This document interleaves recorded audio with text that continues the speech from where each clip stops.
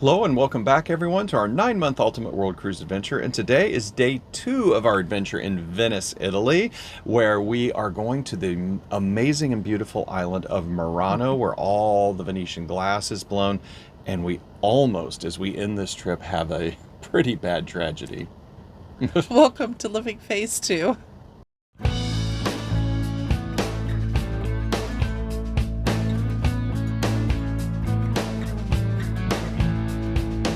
Hi, I'm Mike. And I'm Nancy, and we're empty nesters striving to live life to the And we're fullest. living that full life aboard Royal Caribbean's 9-month Ultimate World Cruise on Serenade of the Seas. Well, we are. However, though, friends, right now we're actually off the ship for a couple of nights. We are exploring the whole area of Venice here, and today we are going to the Venetian island of Murano to see where they make all that beautiful hand-blown glass that's just so incredible and gorgeous. So, well, we get up from our hotel, and if you didn't see, we're at the AC Marriott. We talked a lot about where we're at and some of the things that we did because we hit the wonderful back streets area of Venice in our previous video. So if you didn't see that, be sure to go back and take a look at that one.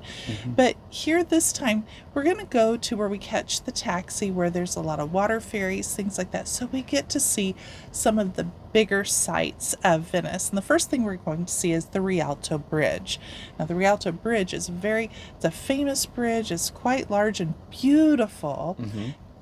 We've got to be careful of security there. Yeah. Yes, Yeah. that So we're warned a lot about security there in Venice. yeah, one of the nice things was we were there very early in the morning because, as Nancy mentioned, we got up, we had to go catch this water taxi. So we were really walking through Venice before all the, as you say, day trippers were there, all the people that just Sure. come in for the day.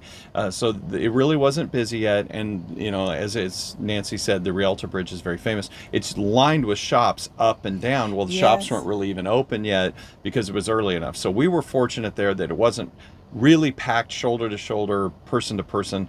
But during the day, when those shops are open and there's thousands of people at these different Venetian sites, you've got to really take care of your personal possessions. You may think your billfold is safe in your front pocket. They will pinch it right out of there and you won't even know what happened. Purses, and make sure all your possessions are very, very well secure. Like you always travel with a travel-on security purse that has do. clips and double security and The all kinds of RFID things. protection. Yeah. You were A money belt, yeah. Yep. So what I keep in my front pocket is just a minimal amount of cash, and I keep the credit cards, anything else in a money belt that then is under my waist belt of my pants. So really, we're just trying to make sure you are very aware that in Venice and other large European cities, that security really is a problem, and this isn't something that we Americans are just afraid of. We've been warned over and over by... We're warned on the cruise ship. We were warned by our guide yesterday. By locals, Yes, yeah. by locals. Just So pro be tip, cautious. take care and look at your security of your personal items, and don't wear fancy jewelry, all that. So, Right. well, we don't want to scare we need to you. move on. Yeah, we don't want to scare you, but we certainly want to make sure that you know that as we are now approaching some of these areas, you want to be extra careful. Well, we saw the Rialto Bridge. That was very nice. We actually then we stopped for just a quick croissant and say a cup of coffee. That's a very typical Italian breakfast. Their croissants are so good. Yeah. So, Mine was so stuffed with good. pistachios. Mine was Nutella, chocolate. And Yeah. So we yummy. enjoyed that, and then we walked on down and we met our taxi to go over to Murano. Right, we met our guide. She got us on. She had a private taxi for us, and so it's us and one other couple, friends of ours that are going over there. And the taxi ride was about 20 minutes to get over to the island. And the first place she took us to was this beautiful glass blowing. Factory, Factory is what I'm trying to say. And we saw them make a little glass blown horse. It was just fascinating to watch. These furnaces are hot. When you see them melting the glass, you can feel all of the heat, and it's already a warm day, and so it's really hot. these fellows that are in there, they've got to just be roasting Yeah. everything. And then they're doing that and they're smoking a cigarette at the same time. They just got to be dying in there, I would think. But anyway, beautiful little horse that he made, just so neat to see.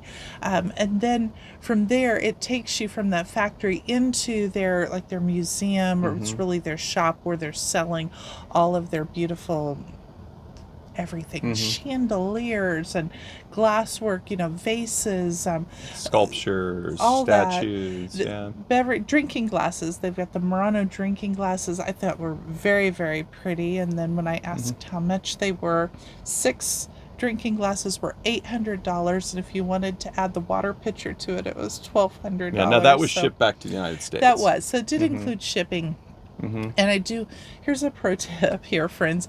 If you're thinking you're in the States or somewhere else other than in Murano, use a little caution here, because there are a lot of imposters of type glass, and they'll put this sticker on and it will say in Italian, made in the resemblance of, the artistry of, the style of, made in the style of, and that's written in Italian, Murano, Italy. And Murano, Italy is in large print, so you're thinking you're getting Murano glass, but it's just made in the style of. The fine print, says that, but Murano, everyone can understand. And in fact, the Murano Glass Blowers Guild is there's a lawsuit going on to stop them from using those stickers because they're so misleading. But so if you're really wanting Murano glass, you almost need to buy it on Murano, or you need to really watch, if you're buying it in Venice, to make sure you're getting real Murano glass and not something from China or a knockoff or something of that nature, because there's a lot of that there. So you just really want to be cautious. Now, inside this showroom or inside this museum, one of the things that made this very unique, and it also made things very expensive, all these different pieces of glass, even the glasses that Nancy mentioned, are by a particular glass artist. This isn't just a mass factory putting things out. It's one artist doing his style into this particular piece of glass artistry. And it was, I'm not a shopper. I'm not really big into doing a lot of that on these tours, but this was really fascinating to me, just to really take in the artistry of the glass. It's beautiful. Yeah.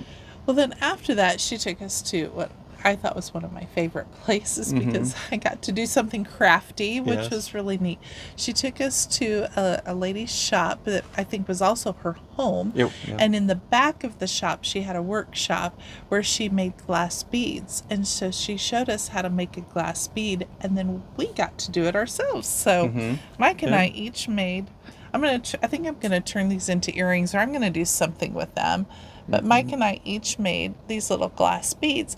And that was a lot of fun, how she's telling us how to, we've got a rod, and we're twisting the rod, and we're adding the hot, we heat up the glass and adding the hot molten glass to it and getting it to shape just right. And shaped like a bead, and how she cools it down, all the whole different process, and how you add the little swirl to it. She let us pick our colors out. So it was just, that was a lot of fun. It was a lot of fun. Yeah, I enjoyed it too, because it was something, it was crafty, but it was also kind of workshoppy, So no, we both really enjoyed that. We did it. Our friends that we were touring with did it, and that was a unique experience to actually get to make our own glass. It really was. Yeah. Well, we're going to look up the name of the shop, try to find that for you. And if we find it, we're going to put a link in the description for that. But just look for a tour that includes an opportunity for you to make something with the blown glass. And it was just a whole lot of fun. It was. Yeah, it really was. Well, after that, it was lunchtime. That was actually the end of our tour. So now it's lunchtime. And a very Venetian thing to have is a cicchetti, which is a small plate. We found a place that had all these different types of bruschettas all lined up in their counter, and we got to just pick and choose. I think it was a set price for for each bruschetta. Mhm. And so we each picked out a bunch, and that was just delicious. And Yeah, it's really kind I of an Italian version of Spanish tapas. tapas, yeah. So it's small bites. You go, you have a little drink or a glass of wine with Uh-huh. it. You have some, and that made for a very, not too heavy lunch. It was nice, Right. just kind of small bites. And one thing we found there is you had an Aperol spritz with Yes. olives. That was so good. So most Aperol spritz that I've had in the past have a little slice of orange, and this one had an olive, and that salty green olive really gave it a nice flavor. I thought it was one of the best Aperol spritz I've ever had. Yeah, so there's something, a little pro tip here. Try your Aperol spritz with an olive instead of an orange, and it actually is very good. So give that a try too. Well, after our meal, we had to head back to the mainland, and there, instead of taking the private taxi, we decided to take the public transportation water bus, and it was about 10 euros one way. Took about 40 minutes, because obviously Murano Island is a little ways away from Venice proper, the main Venetian island there, but it did take us right to St. Mark's Square. And so again, the friends we were traveling with had not been to Venice, so we wanted to show them some of the, you don't want to come to Venice and just skip all of the major tourist things, because they're there for a reason. They really are quite spectacular. So we landed at St. Mark's Square, walked around St. Mark's, the Doge Palace is there. We kind of gave them an orientation, because they are going to actually have a plan to come back to Europe. They're going to spend some more time and then hit a few of these tourist areas themselves, but now they've kind of been oriented it. But one thing you found interesting about St. I Mark's? found this very interesting. So the last time we had been there was when our children were very young, and all the pigeons on St. Mark's Square at that time, I have pictures of our children holding their hands out, and pigeons landing on their hands or landing on their head. And I thought that was really sweet at the time. There's hardly any pigeons there at all. I don't know what Venice has done, but they're just really not around much at all Nope, they've gotten anymore. rid of all the pigeons on They St. Mark's have, Square. So if so- that's something you've seen in the past, yeah, That's changed. it's not there anymore. The pigeons are gone now. Many people, I think, would be happy about that, and they're not pooping everywhere and all that, and the dirty pigeons. But that is a change from how St. Mark's has been for decades and decades. So just be aware. But right there in that whole area with St. Mark's, the Doge Palace, all that is really quite spectacular. We also had some friends do the night tour of the Doge Palace and St. Mark's, and that they loved that. So that is a recommended tour to do something a little different. You get to be there at night. It's a much smaller group. So instead of doing the normal big tour, look for the night tour of those, and you actually tour both in the evening. And they even had vespers going on and music playing in St. Mark's, and our And friends they could enjoyed take that a lot. nighttime gondola ride if they wanted They to, could, like we they did could. the day before. That's right. So then after that, we walked the city a little bit more. We saw the Church of the Virgin Mary, which is the big octagonal church. That was just gorgeous. That was beautiful. They're actually still doing some renovations on it on the inside. And in fact, Mass had started and was going on when we went in there. Walked the city a little bit more. We did, and then it was time for dinner. So we don't usually do this, friends. We don't usually go to the same place twice. However, we did. The dolphin that we had mentioned yesterday was so good. Like I said, it just checked all the boxes, and the food really was that good. And so we're like, let's have it again. And we all decided that was the place to go. And once again, it didn't disappoint. No, great service, great food. This time I had the pizza. We had the buffalo mozzarella caprese salad. That was really, really good. Glass of wine, and just enjoyed our evening with friends. And after that, after touring another several miles of walking, many miles of walking, we went ahead and headed back to the hotel, get some rest. We did. Now, one thing I do want to say, I'm kind of changing the subject here just a bit. Let's talk about the ship here. This is a turnover day on the ship, or where some of the passengers are getting off and others are coming on. And I have my brother, sister-in-law, and my niece coming on board here in Venice. So, Well, I as we wish I mentioned, was in there. Ravenna. In Yeah. Ravenna, yes. Yeah. I wish that I was there to greet them, but we're going to see them tomorrow. So anyway, they're getting on board the ship, and now the ship is leaving Ravenna and it's heading over to Trieste. So we're going to the hotel, and then tomorrow morning we're going to drive to Trieste. That's right. The same tour company or the same travel agency that took us from Ravenna to Venice is now going to take us from Venice to Trieste. So we got some rest. We got up in the morning, had again a little coffee and a croissant, which is kind of your normal, Italian breakfast. Grabbed our bags. The shuttle bus driver was there right on time, very prompt, loaded all our things off and started heading over to Trieste. Well, we're about halfway there. It's about an hour and a half to 2 hours over to Trieste, Italy from Venice. And we were just kind of tired. We're laying there with our eyes closed a little bit. And I sat straight up like this and went, passports. Our passports are in the safe in the hotel. We had locked them up so we weren't walking around. Remember, we mentioned all the security and we didn't really want to carry them around. You don't need them, with you all the time. I was just sick. And oh my gosh. So we sick. quickly called the hotel. And they had already found them, so that's just realize that when you leave a hotel, that is one of the things the maid's going to do is open up the safe, see if there's anything in it. They have that override code, and sure enough, they found them right away. They said, "Yep, this was Mr. Jacobs. We got your passports right here." And they asked what we wanted them to do with them. And so we told them, we'll just hold on to them. We'll let you know. Then we talked to the shuttle bus company, and luckily it was a fairly major company. And the driver called his boss, explained the situation, and the company then sent a car to the hotel in Venice, and then that car met us and basically raced with us to get and meet us in Trieste 2 hours away. Thankfully, we had a later all aboard time, so that really there was plenty of time. But oh my gosh, I was just sick about this. So a little pro tip here, and Nancy I have to say, is usually extremely good. She's our room sweeper. We always say, do the sweep. And she's check usually the room for everything. She checks under the bed. She does everything, and we didn't really think about the safe because we normally don't use a safe like that. It was in the closet, and I thought we didn't put anything in the closet. Yep. So never again. Well, so here's a couple of ideas that we had some friends that we mentioned this to, and a few people said one of the things to do was put if you're traveling with your own car, put your car keys in there. Another thing is that somebody actually said put one shoe in the safe. Yeah. You're not going to leave. I think that's very smart. Yeah. If you only have one shoe, you're going to get the other one right. out. So put something you're not going to miss in there if you really do want to lock something up in the safe. I thought those ideas were brilliant. Yeah. So, luckily tragedy was averted. The company did get the passports to us.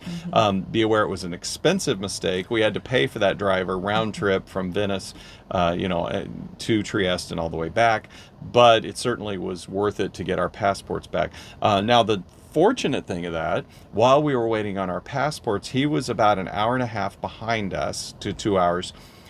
We went ahead and got to the ship. We got back on because we had to get checked in for this turnover, and luckily we had our passport cards with us, not our passports, and we had a photocopy of our passport, so they let us on the ship with that, got us checked in, and then we went across the street and found a wonderful cafe. We did. We had pizza once again, and it was so good. And then we also had pistachio ice cream, which was probably the best pistachio ice cream we've ever had. Yeah, the pistachio gelato at this place, they home make it. They make it right there. It had so many pistachio nuts in it. Almost seemed like a granola bar, like a nut chew bar. Your ice cream. Yeah, it truly was probably the best pistachio ice cream I've had. I would agree from with the you. cruise ship. Yeah. So we sat, waited, had our pizza, had some pistachio ice cream, and then sure enough, we see this car pull up, and I got a WhatsApp message. And again, there's another pro tip. We've mentioned this in the past. WhatsApp is a really great critical piece of technology, really a great app. Anymore, and that's how people communicate. And you can do it with just a Wi-Fi connection. You don't need a cellular connection. And so I got a WhatsApp message. He said, I'm here, and we saw the car pull up across the street in the parking lot of the cruise ship, and we ran over and got him. So crisis averted. Crisis averted. Yeah, and the nice thing also, so we didn't really get to tour Trieste because, as we mentioned, we spent 2 days in Venice.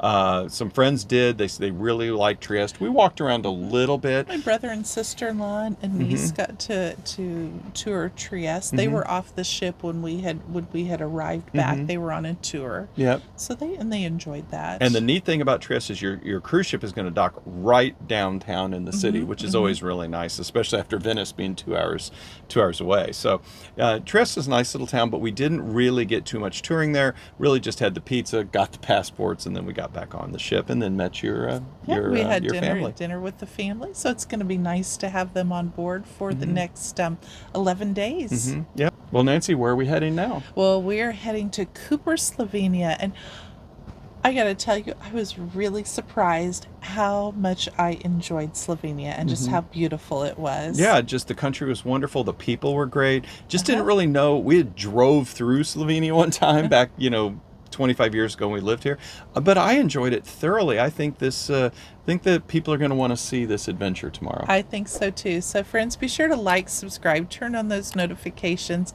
so you won't miss a single video of this Ultimate World Cruise, and we will be seeing you very soon. Have a beautiful day. Take care. Bye-bye now. Bye-bye.